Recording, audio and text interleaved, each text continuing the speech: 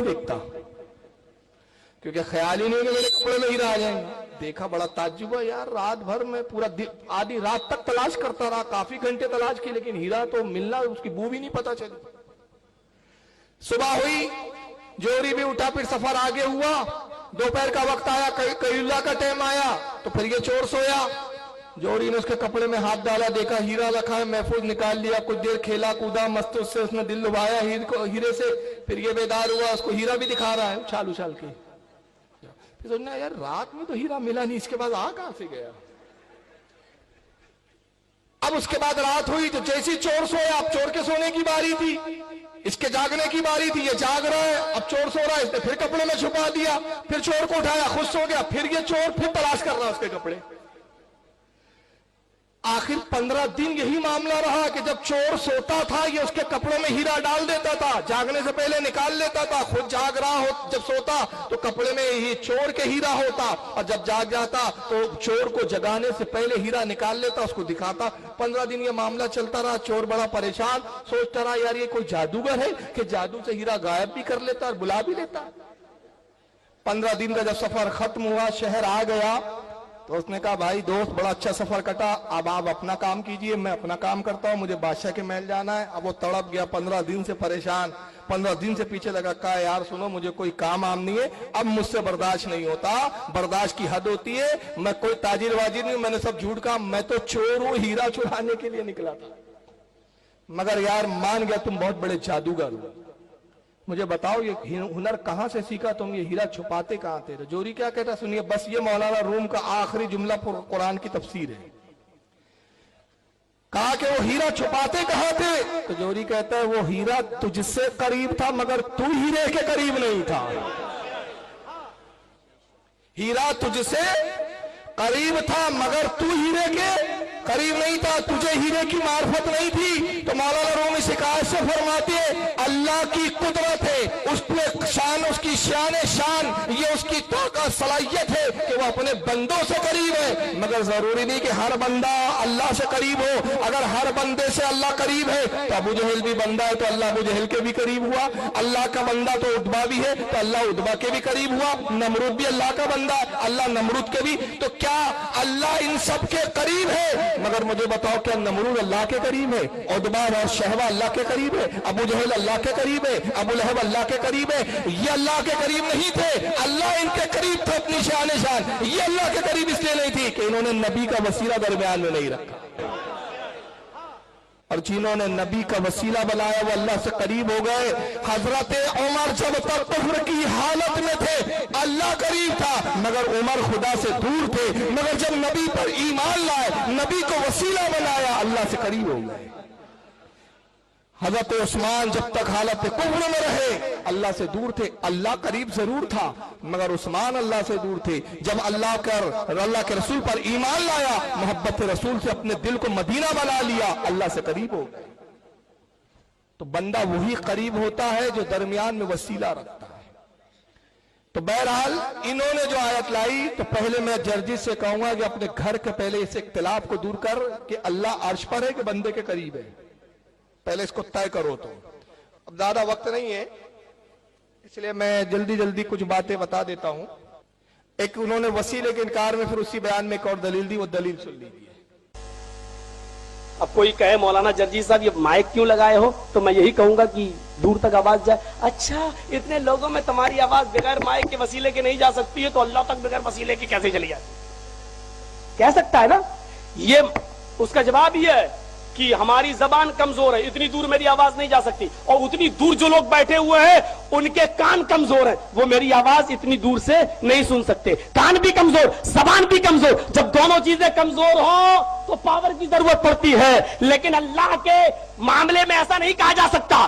ہماری زبان تو کمزور ہے جو اس تک آواز نہیں پہنچ سکتی، لیکن اس کے کان کمزور نہیں ہے کہ وہ ہماری آواز نہ سن سکے۔ ہمارا عقیدہ جب ہم اللہ کو پکارتے ہیں اور اس سے بیٹا بیٹی مانگتے، چاہے کتنا چپکے سے مانگو، جیسے ابھی ایک دعا مانگنے جا رہا ہوں، میں نے کیا مانگا آپ نے سنا، لیکن میرے رب نے سن لیا، میرے رب نے سن لیا۔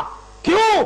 آپ کے کان कमजोर है, मेरी आवाज नहीं सुन सकते, मेरी जबान कमजोर है, मैं आपको नहीं सुना सकता। लेकिन जब हम अल्लाह को पुकारते हैं तो अकीदा ये होता है, अरे अल्लाह मेरी जबान कमजोर है लेकिन तेरे कान कमजोर नहीं है। अल्लाह के कान कमजोर नहीं है, कान भी गढ़ लिया इसने।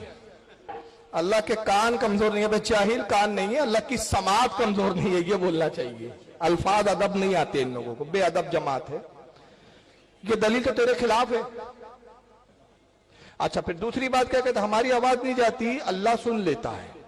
तो हम भी तो यही कहते हैं कि दलील तेरे खिलाफ है। हम भी तो कहते हैं कि हमारी आवाज कमजोर, हमारी दुआएं कमजोर, मगर रसूलुल्लाह सल्लल्लाहु अलैहि वसल्लम की आवाज में कमजोरी नहीं है,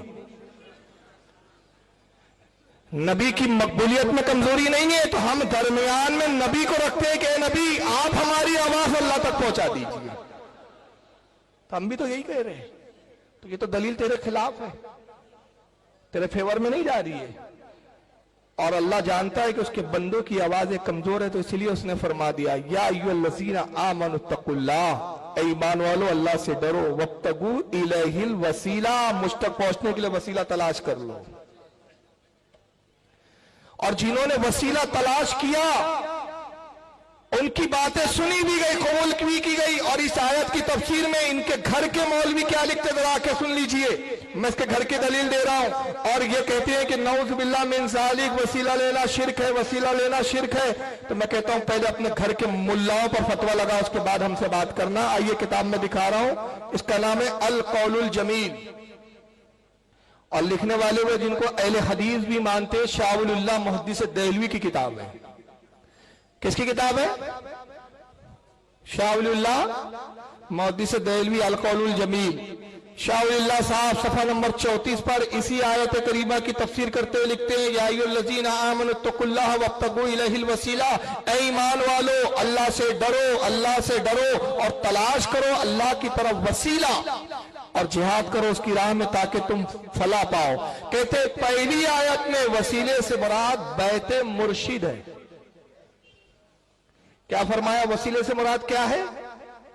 पीरो मुर्शिद, मुर्शिद की बैत करना, मुर्शिद को पीर को वसीला बनाना, ये शाह वली ने लिखा। और अगर मुर्शिद की बैत करना, वसीला बनाना शिर्क है, तो हिम्मत हो तो शाह वली पे फतवा लगा के बताओ।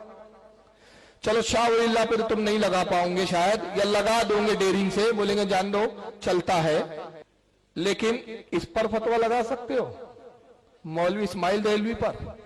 ये तो तुम्हारे गैर मुकल्लिदीन का बाप है। तक़वतुल ईमान छापते हो इसकी तुम, और यहां तक कहते हो कि साहब ये अपने वक्त के, अपने सदी के मुजद्दिद है। इनकी किताब तक़वतुल ईमान कुरान के बाद सबसे ज्यादा पढ़ी जाने वाली किताब।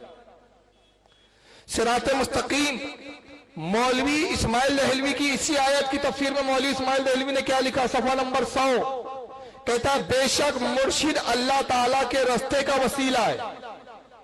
और क्या लिखा पहले? बेशक, इसमें शक भी नहीं है, बेशक मुर्शिद अल्लाह ताला के रास्ते का वसीला है। अल्लाह अज़्ज़ व जल्ल ने फरमाया, या अय्युहल्लज़ीना आमनुत्तकुल्लाह वब्तगू इलैहिल वसीला वजाहिदू फी सबीलिही लअल्लकुम तुफ्लिहून, यानी ऐ ईमान वालो अल्लाह से डरो और उसकी तरफ पहुंचने के लिए वसीला ढूंढो और उसके रास्ते में जिहाद करो, शायद तुम नजात पालो।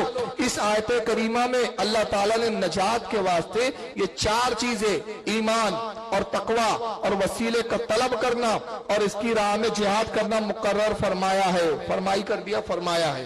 अहले सुलूक इस आयत को सुलूक की तरफ इशारा समझते हैं और वसीला मुर्शिद को जानते हैं।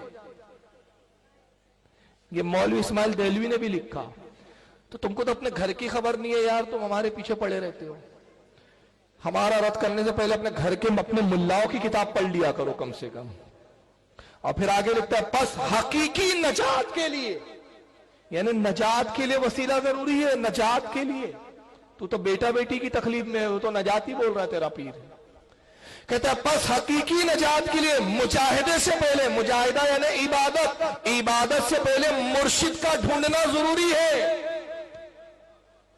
तेरे घर की किताब, बहुत चिल्ला रहा था, तेरे घर की किताब, तेरे घर की किताब छुपाते हो। अब छुपाते नहीं, छापते हैं, तेरे जैसा नहीं भागते। अल मलफूज से ज्यादा किताब आला हज़रत की शायद ही कोई किताब छपती है। हर पब्लिशर छापता है किताब अल मलफूज। अभी अल मलफूज पे मैं बाद में आ रहा हूं।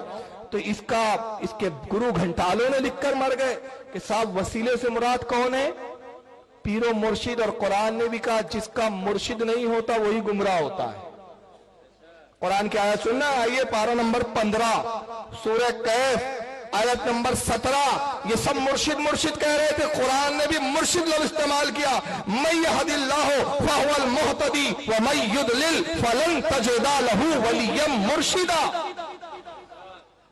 कुरान कहता है जिसे अल्लाह हिदायत दे उसे कोई गुमराह नहीं कर सकता, और ऐ महबूब जिसे अल्लाह गुमराह कर दे तो उसका कोई मुर्शिद नहीं पाएगा। तो जो गुमराह होते उनका मुर्शिद नहीं होता। हम हिदायत पर, अल्लाह ने हमें हिदायत देनी चाहिए तो हमें मुर्शिद भी हमारे लिए मुहैया फरमा दी। और कितने मुर्शिद कि नहरें बह रही है, जिस नहर से करीब हो जाओ पानी पी लो सैराब हो जाओ। चिश्तियों की नहर बह रही है, कादरियों की नहरें बह रही है, सोहरवर्दी की नहरें बह रही है, नक्शबंदियों की नहर है, सारी नहरें जा रही है, जहां से चाहो सैराब हो जाओ। अल्लाह जिसको गुमराह करे तो उसका मुर्शिद नहीं पाएंगे। कुरान ने भी लफ्ज़ मुर्शिद इस्तेमाल किया। मौलवी इस्माइल देलवी ने भी कहा कि मुजाहिदे से पहले, इबादत से पहले पीरो मुर्शिद तलाश करना बहुत जरूरी है। आइए सिर्फ 15 मिनट अब लूंगा मैं, क्योंकि परमिशन का मसला है, और बाकी जो चीजें रह गई है वो इंशाअल्लाह कल के जलसे के लिए उठा रखा हूं। हालांकि कल यारों ने बड़ी पुलिस को अलमदद के नारे लगाए,